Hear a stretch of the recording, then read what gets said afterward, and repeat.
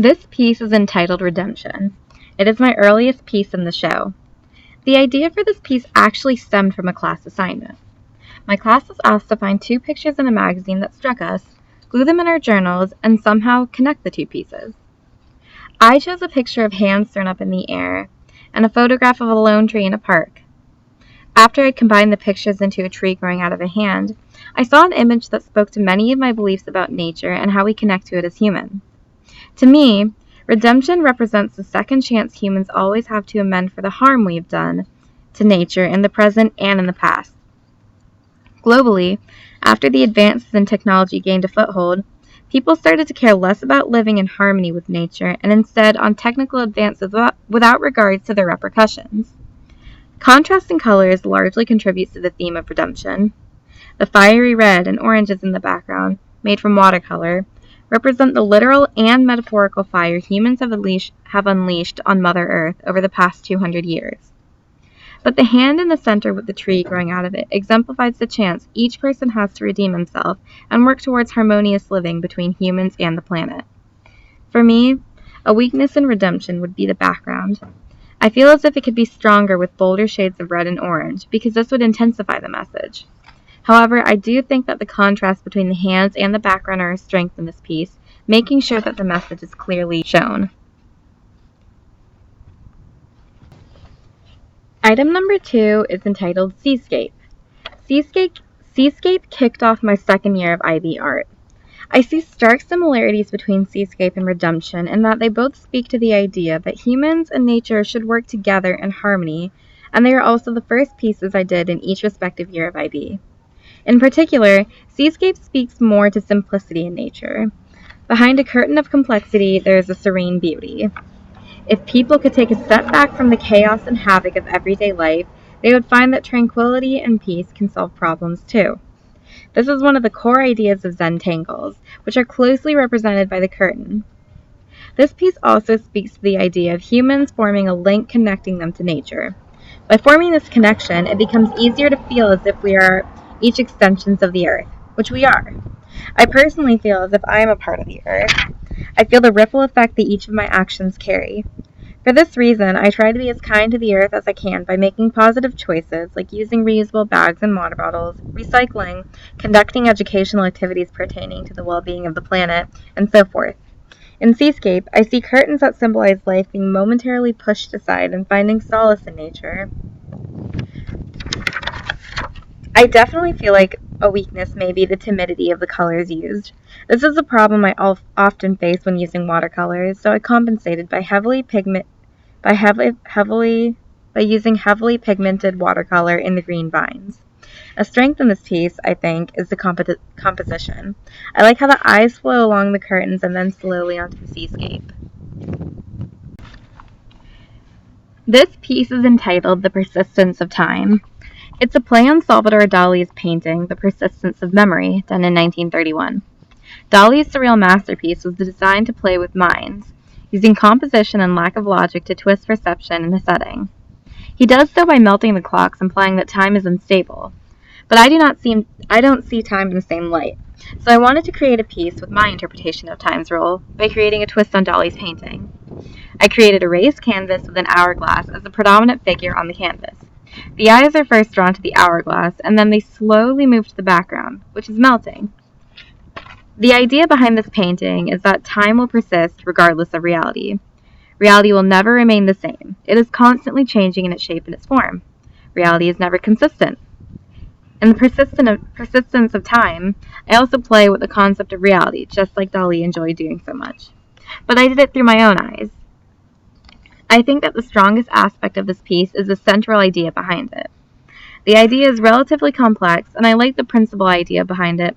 However, I feel like the greatest weakness is that it's not as detailed as I would have liked. Because this was the first large canvas I ever painted, I was not able to capture lights and darks as well as I am able to now. Overall, I feel like this is my weakest piece, but I feel like it's also the piece that I made the biggest improvements in. I took a big step forward and I learned a lot about painting and the process of painting. I think that this piece is probably one of my strongest pieces, entitled Au voir sans voir, literally translated to see without seeing from French. This racoud clay composition speaks to the idea that as humans we see everything, yet we see nothing. I created this piece with the idea that people can see the horrors that happen around them, such as racism, sexism, abuse, etc. Yet we choose to either remain ignorant or do nothing much of the time. For me, much of this idea is central to the idea of preserving the planet and to remain as educated on issues as possible. However, this idea is core to many ethical considerations and current events going on in the world right now. American culture has a tendency to put more emphasis on one's own life rather than focusing on others' lives, which is why this idea is especially applicable to Americans who are unaware of tragic events happening in the world, such as wars with countries like Syria and Afghanistan, and many other nations. Americans today have no real experience with war because U.S. soil is seldom a war front. The message I want to get across with this piece is that it's imperative that we all open our eyes and see the truth of harsh reality. I'm a little ashamed to admit that I'm one of the people that do not pay attention to current events, which is why I created a clay face that closely mimics my own face, just without the eyes.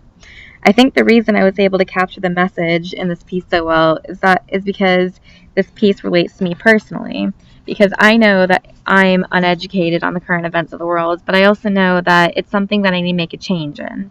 It's a personal change that I hope to make, and I feel like by making this piece, I'm able to accomplish my goals better because I know what I need now, what I need to do. Gazing Owl is probably one of my favorite pieces. I invested a lot of time and effort into it, from making the canvas to putting paint on the actual canvas, and it was a process for me the entire time.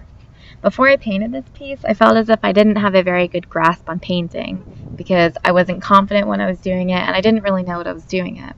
But as I continued through my process of painting this piece, I learned about lights and darks, I learned more about figure-ground relationship, and I learned how to place things to tie my central idea together. I also learned a lot about tying colors together within a canvas so that you can make the piece flow all together in the end. I also like the message that I have in this canvas. It pertains to nature just like many of my other pieces do. But this one shows the destruction that's masked behind beauty. In this piece, I have an owl gazing out, almost as if he can see you, almost as if he can see straight into your soul. And this implies the message that owls and animals, they see everything that goes on around them because it's their homes that are being taken away, and it's their lives that are being sacrificed for human material goods.